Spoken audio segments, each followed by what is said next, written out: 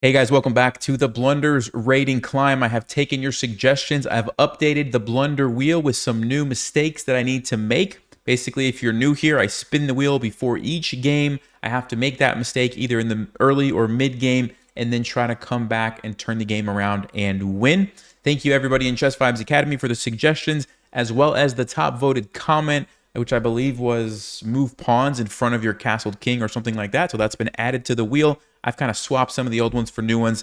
Let's go ahead and spin it to kick off this video. Here we go. What's it going to be for game? Oh my. Oh, wow. Okay, that was totally random that I happen to have the text Blunder Queen there. I was going to update that, but yeah, here we go. We're gonna start off with the Queen Blunder. All right. And I'm telling you guys, it's totally random. I'm not intentionally doing that. I think it was the same thing last time. But here we go. So we're going to play the queen out. Now, I'm going to try to be a little bit more clever with how I blunder my queen. I'm going to pretend like it's maybe more of a normal game. Like I bring it out and I'm trying to do something interesting with my queen. Maybe we come over here and get it trapped. Let's see how our opponent's going to react. Looks like we already have him thinking with this move. So okay, bishop d3. Yeah, let's just see if we can go hunt a pawn with our queen and maybe we lose it over there. Oh, wow. I'm just going to keep like attacking stuff with the queen. Maybe I'll just like go like this. I will blunder it at some point. I'm just trying to do it in a creative way.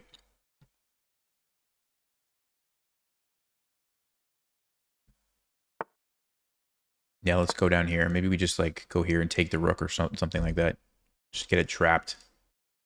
And what's really bad, actually, yeah, I was going to say, not only am I going to go blunder my queen, I'm not developing, right? And so probably should do that. Let's go ahead and attack this first. See if they notice the rook. And then I may just, oh wow, they do notice. And they play king e2. Very interesting move to defend with the queen. Yeah, no, 400 guys, they notice stuff. Like, this is crazy. 400 these days. Okay, I think I'm just going to leave it there. I'm just going to like pretend like my queen is essentially gone. Let him trap it or whatever. All right, so let's just start playing. We have to defend this. A lot of the times, a good way is to play knight a6 because the bishop can't take you because the knight is in the way. And so you just kind of defend the pawn that way, right? Rather than having to... All right, let's pretend that I didn't notice that I could move my queen out. I think it's trapped. So I'm like, well, I may as well get a rook for it. That's the disadvantage of bringing out your queen too early. Sometimes it actually does get trapped. In that case, I could have technically retreated. But here we are. So how do we come back? Well, same story. Get the pieces to good squares. All of my pieces are pretty much bad because I was just moving my queen around. So that's the first step. And I do want to pay attention to my pawns. So let's play d6. I'm letting out this guy, and I'm defending the obvious threat. Okay. So that doesn't really do much. I think we just think about these pieces and which one can I develop to the best square. I'm going to go here because it's a pin. Kind of ties down some of white's pieces. You can't move your knight because that's illegal. And if you try to move your king back, I'll take your knight. So it seems like a decent square. I'm going to go there first. I could castle. Maybe even just chase this knight away is an idea. And then jump my knight back here. Okay, they voluntarily leave, which is interesting because they are threatening my knight. And I don't want to allow this trade because that's going to ruin my pawn structure, right? And so options would be bring the knight forward or go back and reroute it somewhere else. But I think this looks okay. This seems like a nice square. It's attacking the bishop. If I want to make that trade, I can. But also, I want you guys to think about this pin and how could this knight c5 move potentially help me take advantage of that? Well, if you had a chance to think about that, what I'm thinking of is we go back to e6 and then we jump into d4 and we attack this way, right? And the knight can't move because it's pinned. And actually, since they're threatening this again, I'm going to go here. So I've just rerouted my knight from here to here, which is a much better square. I'm still defending the threat, but now I also have this follow-up threat. Now it gets a little interesting because I could go there, but there's a knight which would just take me, which is just going to be a trade. So I kind of would like to chase this guy away first and then jump in. That would be the ideal situation, right? The problem is I think they will take me first. And then I don't have time to take this because I'm going to just lose a bunch of pieces. I would have to recapture. And then I get forked. So unfortunately, I think I'm going to have to make a move here. Probably king d7. And the reason is if I castle, they're going to be able to take a pawn with check and then go back. Not the end of the world. But I think I'm going to go king d7 just to defend my pawn that way. And if they take me now, I will just recapture, probably with the bishop. Actually, you know what? I say that there might be a really interesting idea behind taking with the pawn, and that's to put my rook eventually on f8 and line up on the knight that way. Okay, so that doesn't seem like a great move to me because I wanted to go here, right? This is going to be a very powerful move. The knight's in my way. So I'm going to play a6, anticipating the knight's going to go back. Of course, if white is smart, they would probably make this trade first. But I would think a 400 rated player is not going to do that. They're just going to go back, and then we jump in. Okay. Oh, interesting. They just counterattack. Wow.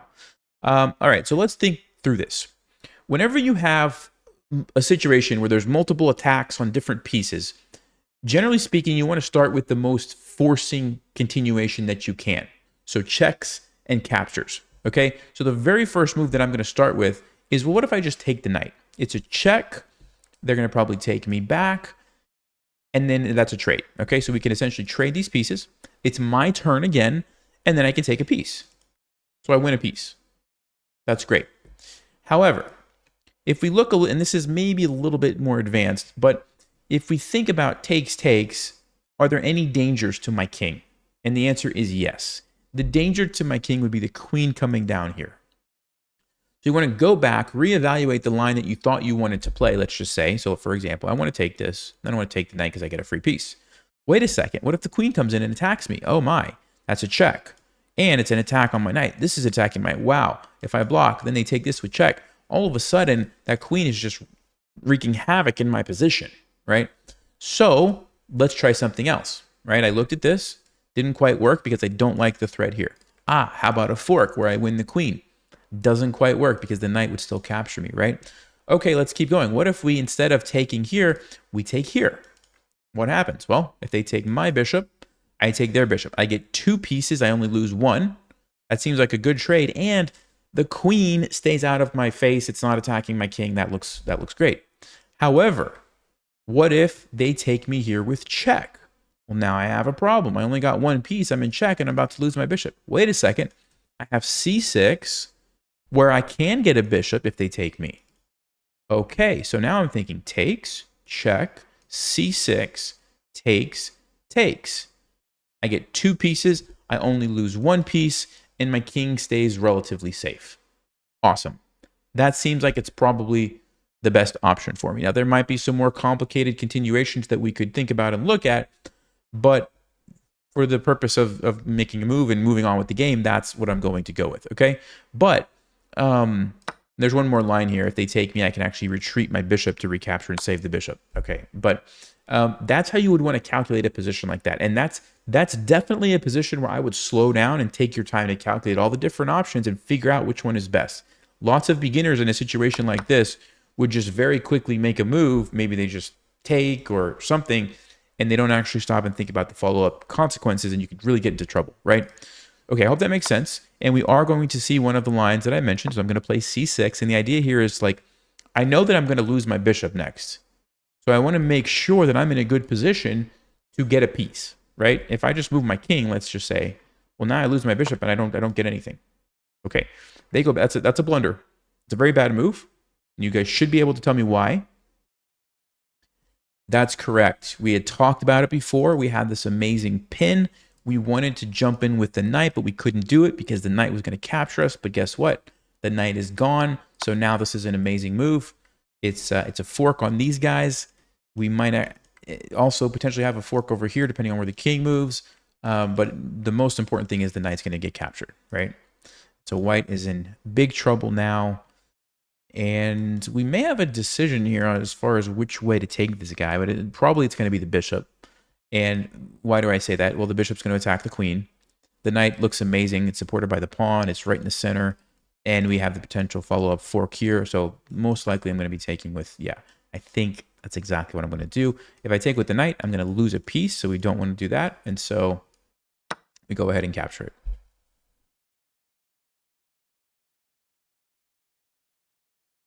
And so now you will notice rook, 2 bishops, for 2 bishops and a rook. The queen is against a rook and 2 knights, right? So essentially, I now have a lead in material, right? If you were to add up all the points, queen is worth 9. This is 5, 6, 7, 8, 9, 10, 11. I just have more points, right? And on top of that, I have a pretty nice position because this bishop is just amazing, right? So we could grab a pawn and make the rook move. Nothing wrong with that. I could also probably just keep developing, bringing out more pieces. I could take this. Not really concerned with that. In fact, I would be happy if that pawn gets captured because then I can use the rook to attack. So I think I will. It comes with the tempo, so you can't really go wrong with moves like that. And so we'll make the rook move, and we might even just go straight back. The knight just looks so good there that I think maybe that's exactly what I'm going to do. Or I could set up a little trap. Yeah, maybe I'll do that instead. So we'll take the pawn, lining up on the rook. You guys see the trap. Knight e3 check, and then we can snag the rook. So that's kind of something I'm setting up.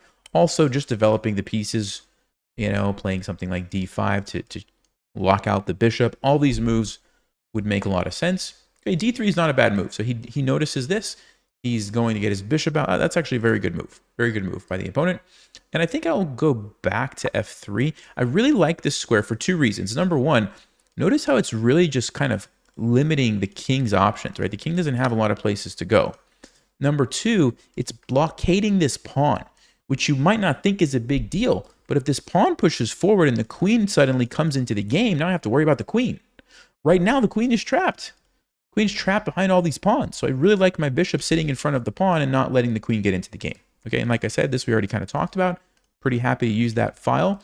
In fact, I think I'm going to go ahead and set that up right away. I'm just going to play bishop e7, and my plan is simple. I want to bring my rook over here and start potentially getting some threats here.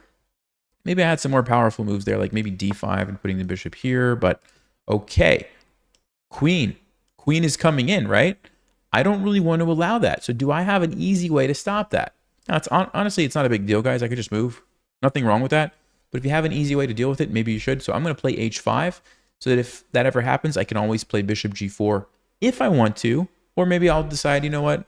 King c7 is totally fine for me. The queen can't really go anywhere. Maybe here. So we'll think about it. Okay, bishop g5. That's a pretty good move by the opponent. And I think I'm just going to develop my piece now. Let me think. Yes, let's just get it out here.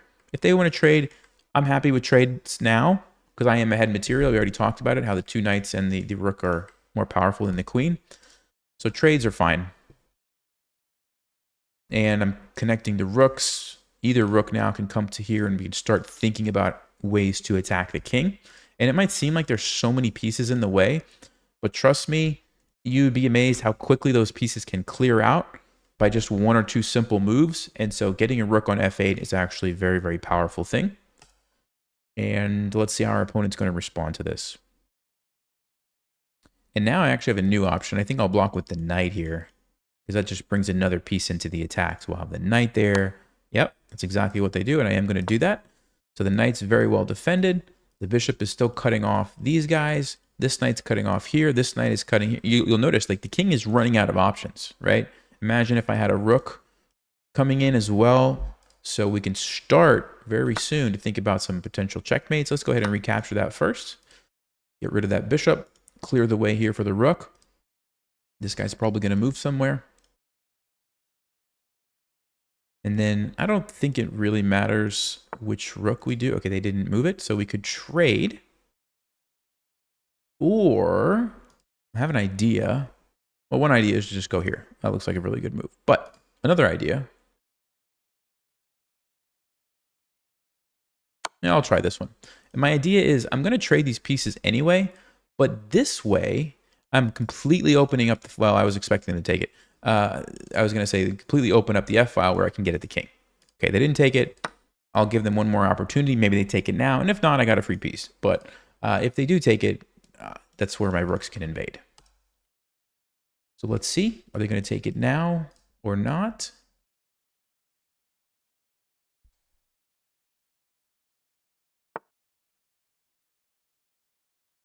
And they do not. So I am going to save my knight. Let's just bring it back. Could go here to d5. I'll put it on d5, attack the rook. I always like these moves that come with the tempo because it just gives you more time because they have to waste time moving their rook, right? There you go. They move it. Okay, this is very well defended, so we're not worried about that. The biggest thing is how do we get my rooks into the game, right? I am going to come up and attack this pawn, and if they play something like b4, then this rook will come to the a file. So I was going to go for the f file, but since the king is kind of running this direction, yep, exactly, I'm changing my plan a little bit, right? And this is important. You always want to adapt to what's going on in the position. You don't want to be set like, I have to invade on the f file. Like, no, I mean, the king is heading this way. Okay, we switch our plan. Now we attack this way. So we, wow, okay. You guys can tell me what the problem with that. It's a free piece, so we will take it. And then we will come in with the rook and start looking for ways to checkmate. Okay, let's grab this. And now, simplest thing would be to bring in another rook, maybe here and here as an example, or we can also use the other pieces, but let's just verify. That's defended, that's defended, that's defended. Everything is defended. So we are good. We don't have to panic. Bring the other rook, threaten the checkmate, go ahead and get the game finished off before we get too low on time.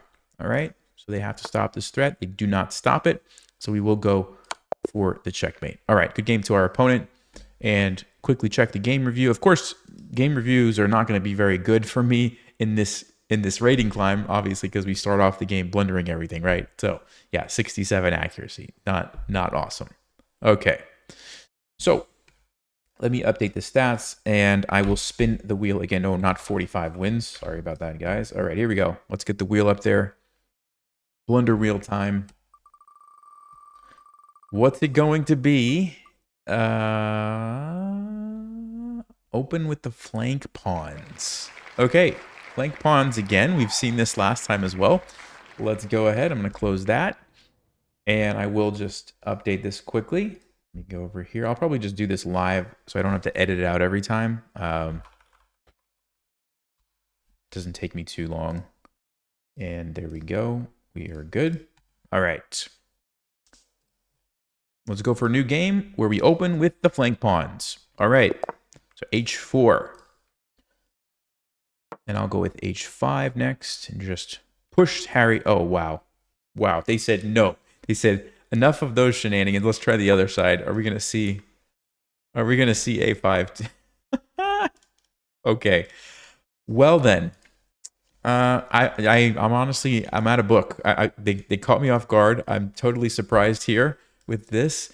Well, let's just pretend for a second like we're 400. We're pushing our pawns because we want to get our rooks into the game. So I'm just going to bring both rooks up, which is not really a good strategy. You can see they're easy targets for the bishops. I'm going to pretend like I didn't notice it.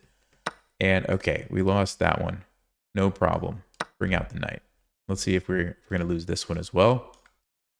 That seems like a fair, handicap going with the flank pawn. I don't know. He said, no, you just stop right there. Queen comes out. Okay. So whenever I see a queen come out, the first thing that jumps into my mind is I want to attack it with my pieces. That's generally like 9 times out of 10 going to be the best response. So how can we do that? Well, of course I could play rook there immediately, but I'm going to try to use some other pieces. So I'm going to play knight f3. I'm going to play knight f3 and maybe put my bishop on g5. I'm going to play d4 so that when I bring the bishop out, the queen can't come down and take my pawn on b2. Okay, so I'm setting up to go here. And then the queen actually, yeah, even already you're going to see this. The queen doesn't have a ton of options. I've just taken away the entire diagonal. It's got like 2 moves. That's it. As powerful as the queen is, it has 2 moves. And if I can get my bishop on that diagonal, it's not going to really have hardly any moves. So let's think about this. Can we even trap the queen? That's what I'm thinking about right now. Can I trap the queen? E4, unfortunately, is not defended. I would love for this knight to be on c3 and be much more powerful, but we're going to make use of what we have. Yeah, I think I'll just have to go with e3 here. We're going to try to play bishop d3 next and see where the queen is going to go. Looks like it's going to have 1 square on d5. We could take that away. Then it has to go back to d6. And maybe we could play c5. Yeah, okay. So he's trying to counterattack my bishop. I'm not going to worry about it. I'm going to make a more powerful threat and hit the queen. All right, so let's see where the queen's going to go. Like I said, looks like d5 is the only square. Oh no, g4. You could also go to g4, although that one's bad. Can you guys see why that's bad? That's exactly right. We have rook g3, traps the queen. So that's out of the question. Only move that I see is here. And then I wonder if we could still trap the queen. And I have a very interesting idea. Okay, well, they go for g4. I'll just tell you what my idea was. My idea was going to be, instead of playing c4, since I could very easily see that they would get away, is playing knight c4, taking away that square, also threatening a fork, okay? And more importantly, probably threatening e4, which I believe would trap the queen, because then the queen would have like nowhere to go. So that's what I was going to do. But against here, we already talked about it. The h pawn, it turns out to be a brilliant plan. Now the rook is ready and able to trap the queen. So who knew? h4, what a crazy good move. Yeah, I don't see anywhere that the queen can go. So I think black's best option would be to sacrifice it here and then take my bishop, and at least you get a rook and a bishop for the queen, which is not bad. That would be their best bet. So let's see if they notice that or what else they're going to try to do.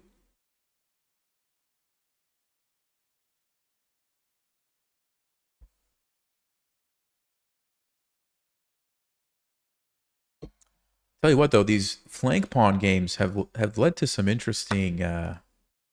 Okay, so they're basically doing the same thing.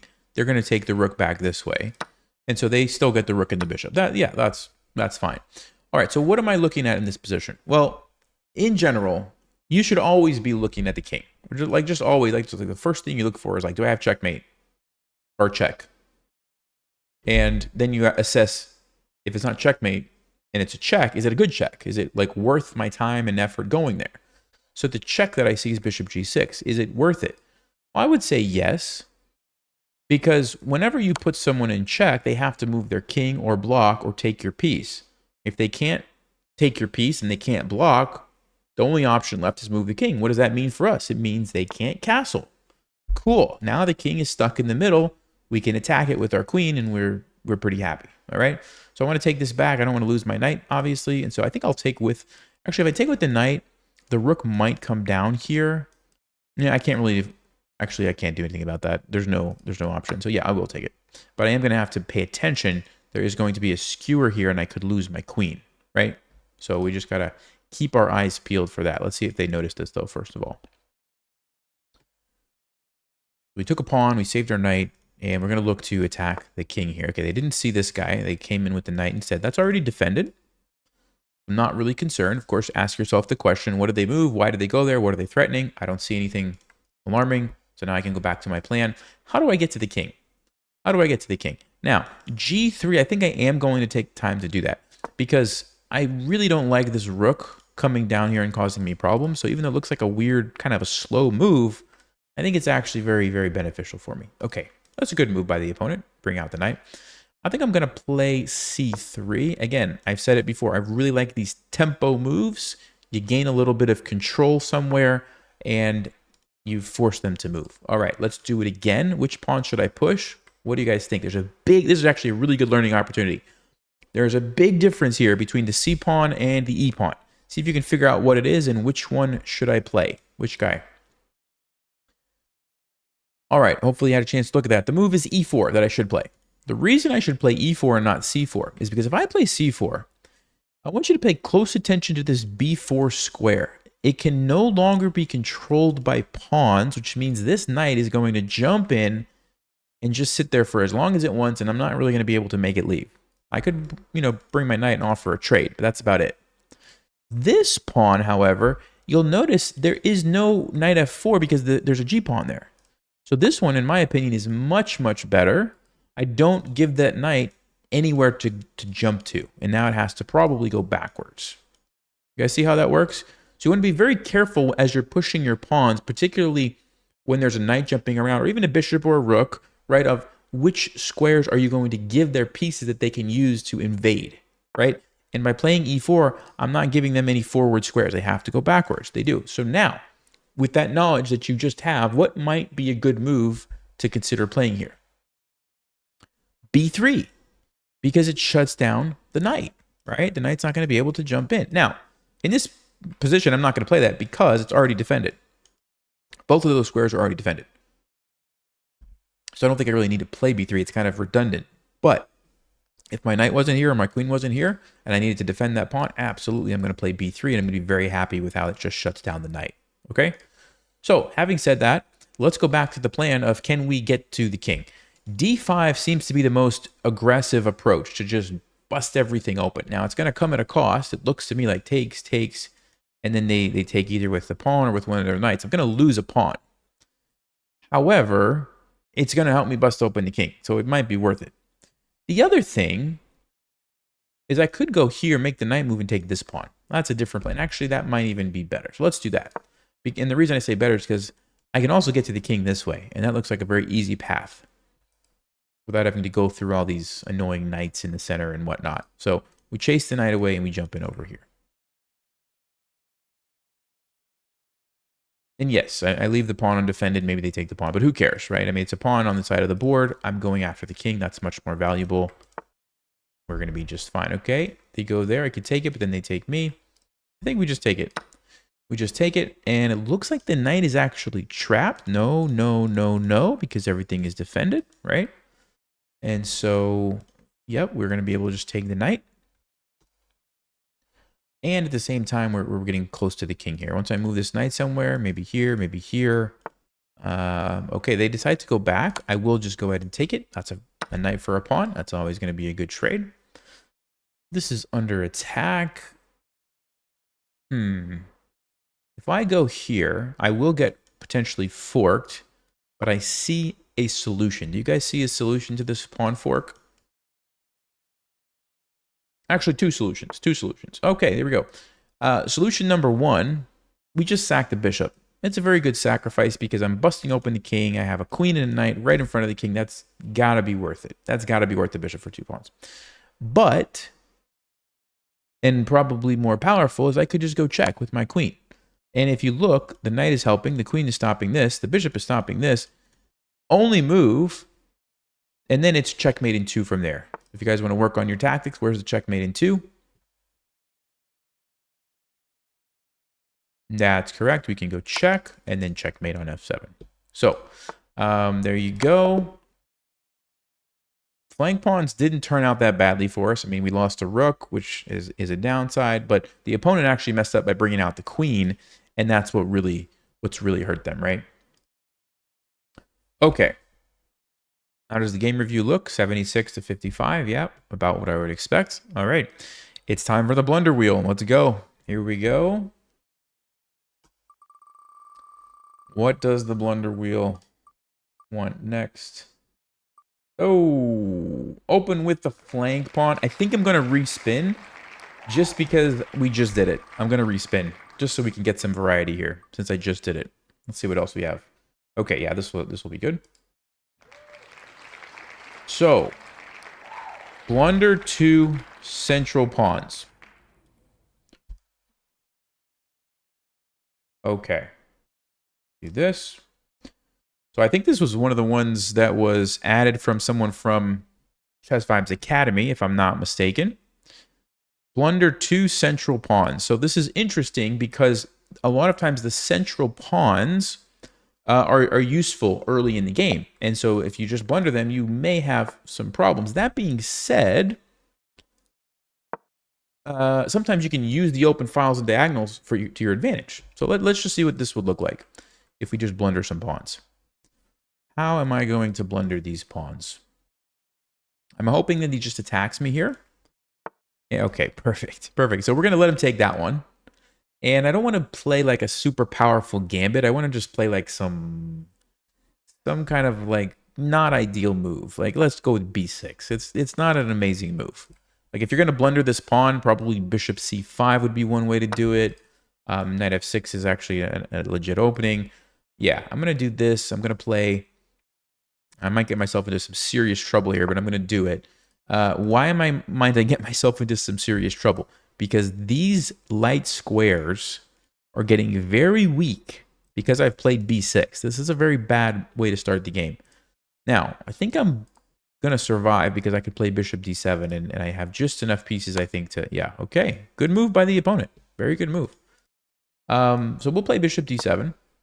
And this is not how you want to start the game, by the way, guys. So please just remember I'm intentionally making poor choices here, right? I want to blunder this pawn. So let's just let's let him take it. Yeah, we'll let him take it. We'll just go here. And we'll just let him take this for free. And then maybe we try to come back from this mess here. Opponent's rating is 444. How about that? Okay, there we go. So we blundered both of our pawns, and actually the opponent did it in a relatively smart way. Now, they actually are losing the bishop, but I'm not going to take that because that's not really blundering if I just get a piece for it. But I'm going to say, okay, blunder the pawns. I don't notice that I can take this free bishop, and I'm just going to develop my knight. And then after this, now we will start to play for real, okay? And I didn't make like so awful moves. I mean, I developed my pieces. I brought my knights to good score. I'm getting ready to castle, so it's not all bad news for me. And just being down those 2 pawns is like, yeah, it's not the end of the world. Okay, I could even get one back right now if I wanted to, but I'm just gonna go ahead and trade. And maybe I'll just trade and not take it back right away. Let's just go ahead and castle. Okay. So this is not the greatest position, but let's see if we can talk about how to turn the ship around. All right.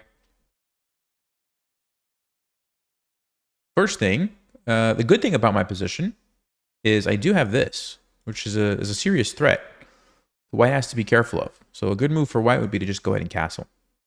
I am threatening this pawn. I'm not going to take it right now because I'm going to give them a chance to defend it if they want. But, you know, something like c4 maybe would make sense to just really solidify these pawns. Maybe queen f3 would be a good move to defend it that way and maybe even set up some tactics here, actually, with d6. So we'll see what white... I mean, even d4 is probably a pretty good move. Lets your bishop out. Solidifies your knight there. Yeah, and even if I'm playing this as white, I'm not necessarily going to be totally set on I have to defend this d5 pawn at all costs. Yeah, that's a great move. That's a great move by the opponent. Because even if I take this back, they still have a pretty solid position. They can just castle and life is pretty good for them, right? So I'm going to go ahead and play rook e8. And immediately they play queen. Wow, that was so fast. Okay, so they are threatening something. And I remember I talked about this rook. So we have to be a little careful here. And the d6 was a tactic that I had mentioned, right? Where it's going to be a double attack. Attacks my bishop, attacks my rook. So I think what I'm going to do is play bishop f6 to kind of dodge that. Okay, so now d6 is no longer a double attack. It's just a single threat on my rook, and it gives me time to react. I can maybe just play knight d7 to defend it with the queen, something like that.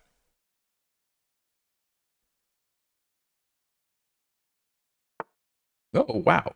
Wow, this guy. Okay, very impressive play. Sometimes you can sack these things and get into good positions, but it looks like they're going to be able to just castle and get away. So I probably shouldn't sacrifice my rook just yet. And I might need to just move my knight. Yeah, let's just do that. We'll move the knight, defend it this way. And we are putting pressure here on this knight. And if white doesn't castle soon, like really soon, they might get into some big trouble. Because you do not want to leave your king in the center when a rook is lined up on it. Yeah, and they're not doing it. They're not doing it. So what's the move? What's the move for me?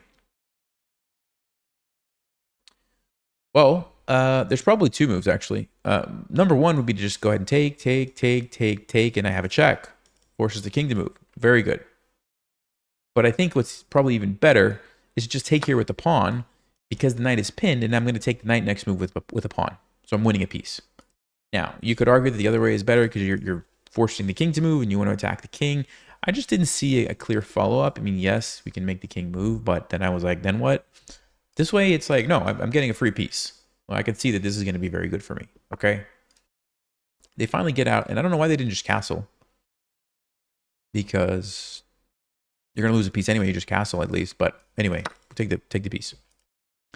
Okay, so really common beginner mistake, leaving the king in the center for too long, and then the rook comes over, and all of a sudden your knight is pinned. You can't move it, and they attack it with the pawn. You're stuck. What are you going to do, right? Okay, so they take me. Probably doesn't matter. I'll take with the knight. It just kind of unleashes my queen. Oh, and they come in with the pre-move. They pre-moved rook e1. Big mistake, allowing me to capture the queen, which I am going to do. And that's why you really can't pre-move in a situation like this because you don't know what your opponent's going to do, right? I could do any number of moves. I guess they were anticipating I take with the bishop and they wanted to just slide the rook over. But yeah, there's lots of different moves I can make and ended up costing them their queen. So let's see if the opponent is going to play on or throw in Tau here. Yeah, and they do abandon the game. So tough game for the opponent there. And yeah, I mean, 42 and 60 accuracy. Okay. Oh, game rating. I played like a 500. How about that? All right. Let's go ahead. It is time to spin the wheel again.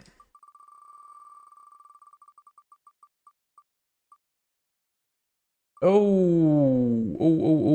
we already did it, but it's probably one of the more interesting ones. At least it's the more challenging one. So we'll do it again. I guess we'll do a Blunder Queen again.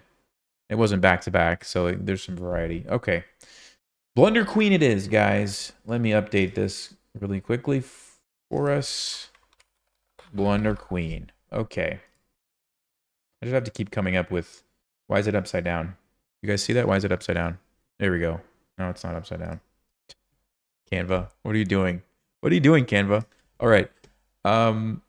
Yeah, new game. Here we go. Okay, let's bring out the queen this way. We'll just mix it up a little bit. We'll see if we can cause some problems to our opponent. Yes, there it is. Patzer sees a check. Patzer gives a check. Isn't that what they say? He blocked it. What can we attack? What can we attack? Let's attack here and here. Maybe they don't notice it. Ooh. All right. Well, that was quick and painless. Now we can get on with the game.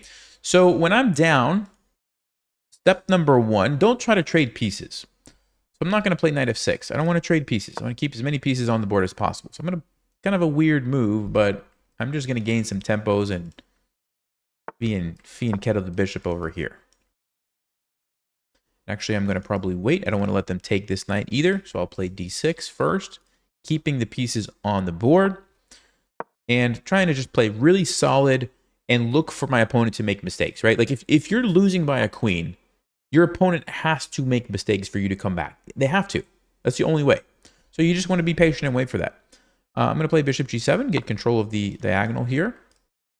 And could take with the knight. There's going to be bishop b5. I could play bishop b7. Then they do force a trade that way.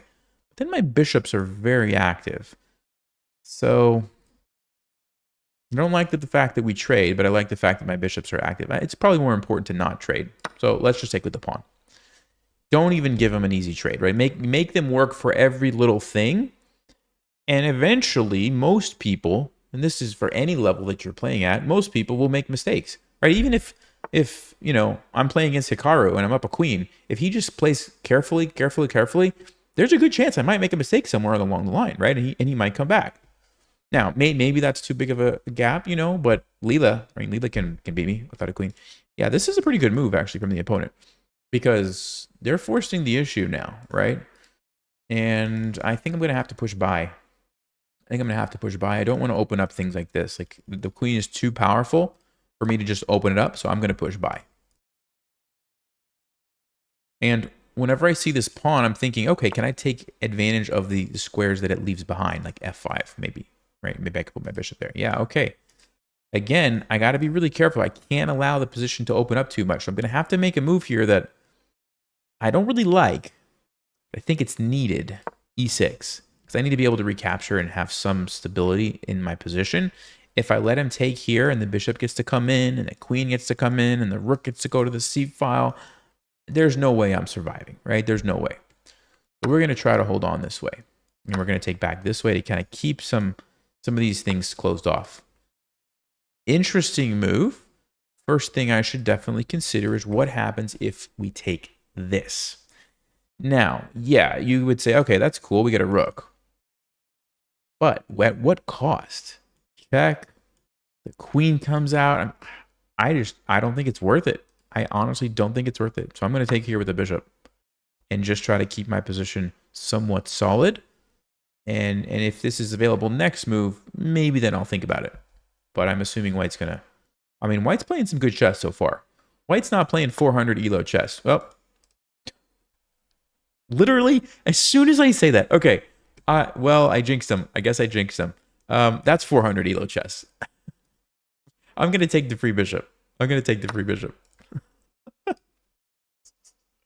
By the way, if you have an opportunity to get a free piece or to get a bishop for a rook trade, always take the free piece. That's just going to be better. They go bishop d6. So now I'm probably going to go get the rook. I mean, I have to be a little careful. There's a bishop in front of my king if the queen lands here, but it's defended, you know, and the queen can't really get in. So I think we should. I think we probably should. Yeah, it's a little risky. It's a little risky because if the queen comes here, even if I take, if the queen invades like this, we might have our hands full. We might have our hands full. But this is a tough decision. This is a very tough decision because I could not go for this. Wish I had like a better move against queen b7. I just don't, because I'm going to lose. I'm going to lose my knight. That is the issue.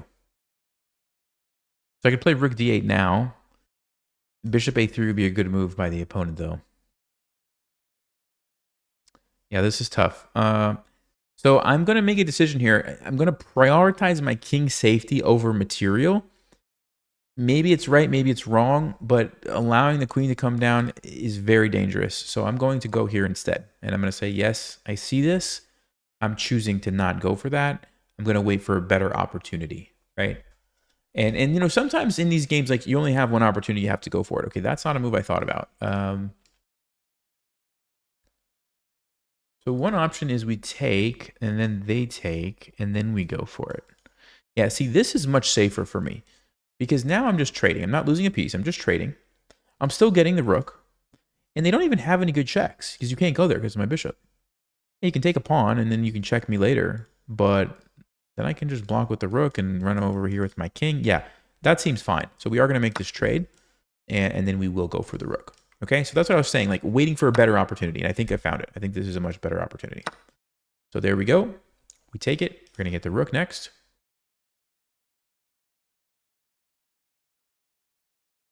And you notice, like, because I didn't trade any pieces earlier, there's still a lot of chess left to be played. What some people do is they get down material and then just trade. Now you're in an endgame, you don't have a queen, and your opponent has a queen. Like, of course you're going to lose. Even I would probably lose to this person if they had a queen and I had no pieces, just pawns. But because there's all these pieces still on the board, there's opportunities like this. There's opportunities like this, right? Where they make mistakes. The more pieces that are on the board. That's where that rule comes from. Don't trade pieces if you're down. Okay, so they're going to let me take it. Any threats from the knight? No, not really. I think it's safe. I think it's safe to take it now. I could wait a move. It's not going anywhere, but I may as well take it. I want to see what they're going to do. And then I can react. You know, maybe I move my knight here. Maybe I go here. Maybe I bring the bishop back. Maybe I do something else. Let's see what they're going to do. What's the material looking like now?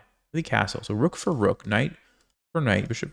So yeah, we have a rook and a bishop for a queen. So we're only slightly behind in material. And in fact, I do have some extra pawns. So we're probably even not that behind. It's more of an equal position at this point. Okay, I'm going to play knight e7. I just want to get ready to castle. This looks like a very safe place for my king over here with the queen on the other side of the board. Yeah, they could take this pawn, but it doesn't really bother me. I'll probably come back. Yep. So I want to castle, right? I want to castle, but I can't because I lose a piece. I don't want to castle at the cost of a piece. So what I'm going to do is go here, defending the knight so that now I freed up to castle. Now, you say, Nelson, what about the checks? Well, rook d8 saves my rook, defended by the king, and it gains me a tempo. They have to move their queen away. and everything else is defended. That's defended. That's defended. That's defended. Everything is looking pretty good. So let's continue with the plan. Castle. And we do have one lone passed pawn over here that we have to keep an eye on. But with just the support of the queen, it shouldn't be that difficult for us. And actually, let's talk about it. How do we stop this pawn? So the first thing that comes into my mind is I'm going to bring my rook back and over. Just get the rook in front of it. Starts putting pressure on the pawn immediately so that every single time it moves, it has to be supported. And even if it gets there, it's blockaded very nicely. And then it's a question of, like, okay, just make sure that you don't like let a knight somehow land here, which, okay, it could happen, but it takes 3 moves. I'm going to have 3 moves to do something else. Maybe like I bring my knight and I take the pawn. I bring my bishop and I take the pawn. Like there's a lot of things, right? That's not the only thing. I could also play like knight c8 here and attack the queen and focus on that, but I kind of like this plan. I could even like attack somewhere else. I could start pushing my own pawn. Like there's lots of ways to do it. But yeah, I think the simplest and easiest, just go back, get the rook here, and try to take the pawn because it doesn't have much support. I'm noticing it's pretty much just the queen. Yeah, so let's go ahead. We go over. And we're just going to gang up on the pawn. We're just going to gang up on the pawn. We're going to use one of these pieces depending on where the queen goes. And if I can do it with the tempo, I would love that. So for example, I'm going to play this move. It gets my rook kind of closer to the action. And it comes with the tempo on the queen. They have to spend time moving their queen. They don't have time to bring their knight in, like I mentioned, and help the pawn. I could even go here again. I could... Yeah, I'm going to do it. I'm just going to keep attacking the queen and keep getting my pieces into more useful squares. So you'll notice the last 2 moves, white just moved their queen around, and I was able to get my rook from f8 to b5. Much more aggressive and an active square, right? If you can do that with tempo, that's always a good thing. And now I can finally start thinking about winning the pawn. So if I go there, I'm just going to take it next move. Knight's too far, rook's blocked out. The only way you defend your pawn is what? You push it. And then I go there, and I take it. That's it. You can't defend it. So that seems easy enough. Everything is defended, defended, defended, defended, defended. You know, everything's defended except his bishop, which is not being attacked. I can very easily defend it with my king. All that to say, we're going to go here, and next move we're going to go here, and next move we're going to take the pawn. Simple, right? Simple. Just more pieces attacking it than are defending it. So I expect that they will push it now. And there we go.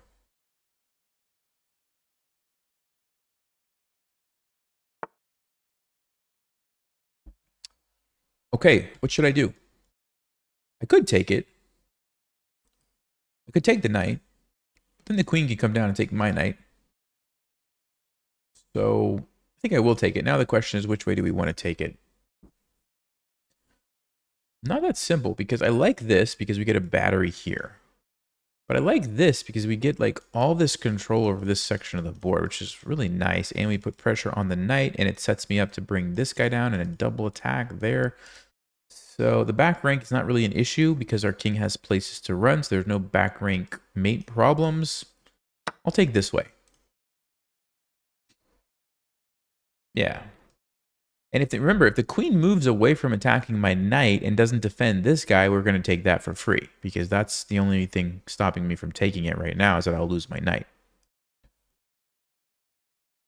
So let's see where this queen goes, and we may have a nice follow-up here.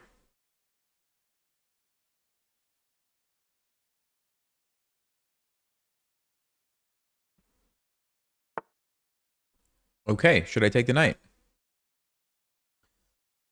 Absolutely. It's attacking my bishop anyway. I was going to have to probably defend the bishop, but even better, I move the bishop. My knight is no longer attacked, so I get a free piece. We get an even bigger material advantage. We got rid of the pesky pawn that was, you know, trying to become a queen. And the queen can't do anything. As long as you leave your pieces like this, like the queen can literally do nothing to me.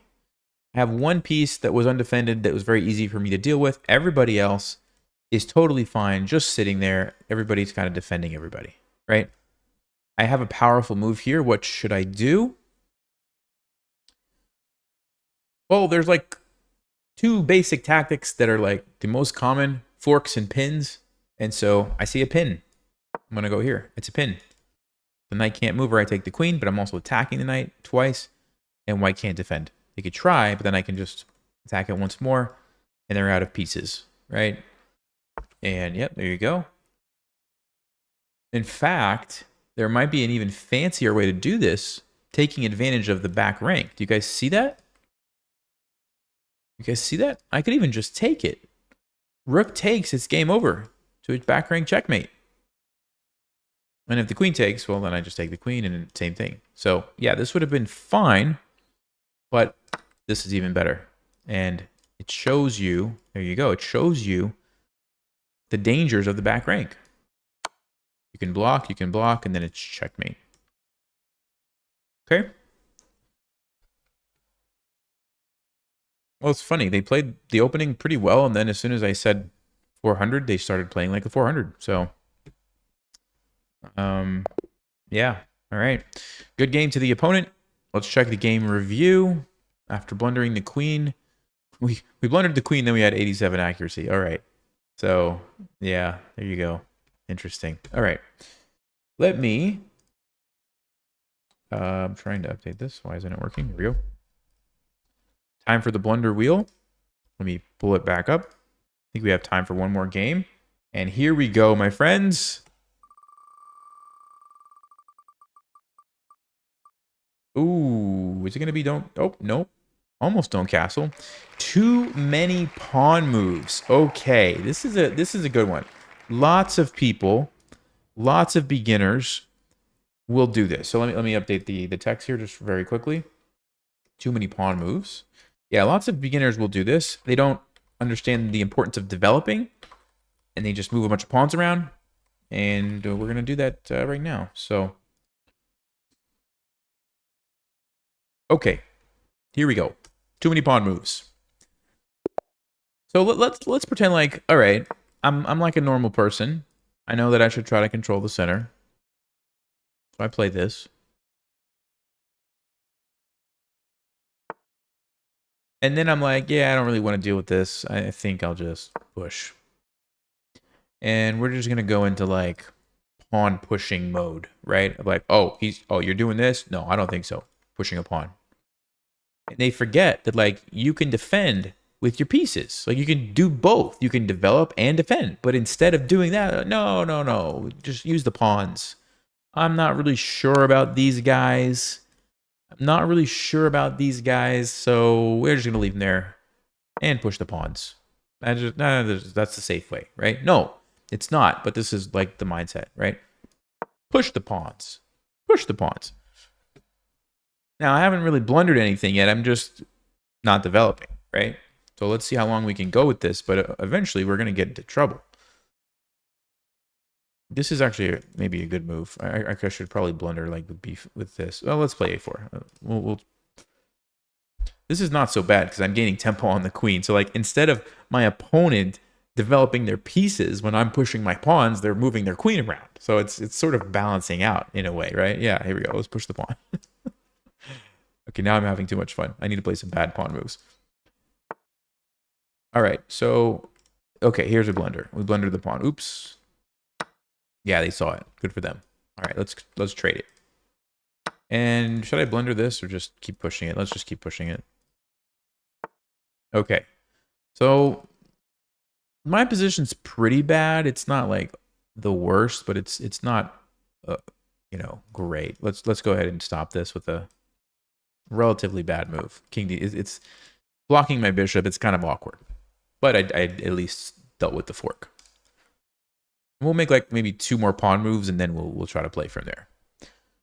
And the big drawback, obviously, to this strategy is like all my most valuable pieces are not really doing much, right? Instead, I just have pawns, and black is starting to use their pieces, and now I have to be careful because there's this, and there's this, and then there's the knight, and all I'm doing is moving my pawns, right? Is that enough pawn moves? Ooh, okay, they blundered it. I will take it. Got the free piece. They didn't see the bishop. Okay, I will take it. I guess we'll make some more pawn moves until I can't. Maybe I'll just go like here, and then we'll play.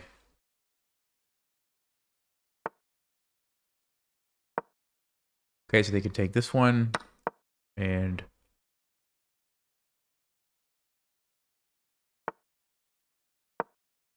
Push it. Okay. I think that's enough. So what's the drawback? I already talked about it. My pieces are on the back. So how do we fix it? Well, start developing your pieces. Like, it's really not rocket science. And I did win the piece, so I'm kind of ahead material, but we actually need to count. 1, 2, 3, 4, 5, 6, 7. They have 8 pawns, and I only have 4. So technically, I'm actually not ahead material because I have the piece, right? These are equal. I have 1 extra knight, but they have 4 pawns. So I'm not actually ahead. So I need to be a little bit careful. So first things first, which piece is going to have the maximum effectiveness? Let's develop that one. This knight looks pretty good. I'm thinking about a rook coming over and starting to cause me problems. So maybe knight here makes sense. Yeah, let's do that. So we sort of are planning ahead, right? Defending here, also still putting pressure. Okay, they're attacking me. So I could make another pawn move, right? Or since we're trying to turn the ship around, what if I play like a better move like knight a3 to defend and then bring the knight in? Now they could take me, and then I take them, they take me. Yeah, I think I don't want to lose any more pawns, so I probably have to take it because I've lost enough pawns. But I'm always looking for ways to develop the pieces, okay? So, having said that, let's bring out the knight, I guess. We're going to try to maybe jump in here or maybe come back here. Okay, let's be careful. This is dangerous. This is dangerous. I might have to trade this guy off. That rook gets there, I think we might be in trouble. Actually, no, I have king c4. Look at that. It's a fork. How about that? It's kind of a fork. You'd have to go rook b5. Okay, we could try to bait the fork and see what happens. That might be interesting. Let's do that. If they go there, I'm going to try to fork them. And yeah, there we go. There's a little fork. Now they have rook b5 if they see it. Although, wow, rook, okay, they didn't see it. Rook b5, I was wondering if I could like somehow attack them. They move, attack them, but maybe, I don't know, it was getting a little bit complicated. Okay, but this allows me to take the piece. So I'm going to take the piece. And by the way, my king is actually okay being there because we are at the end of the game, and all black has to checkmate me is a rook, a king, a knight, and some pawns. Now, don't get me wrong. You can still get checkmated with those pieces, but it's much, you know, less likely than if they have a queen. Queen just, boom, lands next to your king, you're done. This way, like, they have to get those pieces just right to checkmate you, and so I'm not really concerned with my king being way up here. I'm just using it. I'm using it to take stuff, right? Okay, so they attack my knight. I guess we just take. If they take, we take. Great. So we're just chipping away at those pawns. And then eventually the extra piece, well, now we have 2 extra pieces. The extra pieces will come in handy. We take that back. Okay, they didn't see it. And our opponent's playing way too fast. And so, yeah, I mean, we just take the rook. Let's see, are they going to fight on? No, they do resign. Okay. So, yeah, I mean, let's check the chart on this one. We'll check the chart. Yeah, 76. Okay. Oh, interesting. So I didn't actually, it's funny, I was making all those pawn moves, but my opponent wasn't making me pay for it because they were just kind of moving their queen around, right? And so we didn't actually get into that bad of a position, even though we weren't really being very smart. We both were kind of making a different type of mistake. I'm making too many pawn moves. They're moving their queen too much, right? It's pretty funny. I was attacking it too. I guess I was attacking it too. So I wasn't making like too many crazy blunders. All right, guys. If you want your suggestions added to the wheel, check out Chess Vibes Academy. I have a post in there each week. You can add them there. And I usually will look at the top voted comment as well. So that's another option for you. Thank you, guys. I hope you enjoyed this. Thanks for the good feedback. I'm excited to see how high we can get with this account. I don't know where we're going to stop. Obviously, 2,200 is probably not happening, but maybe the mistakes can adapt as we go along. Actually, I was going to ask you guys, what do you think? Should I swap out the wheel every time with new suggestions, or just keep adding to it so it just becomes this like massive wheel with lots of choices? What do you guys think? Sounds interesting? Let me know. Thanks for watching, and see you next week every Monday. Stay sharp, play smart, take care.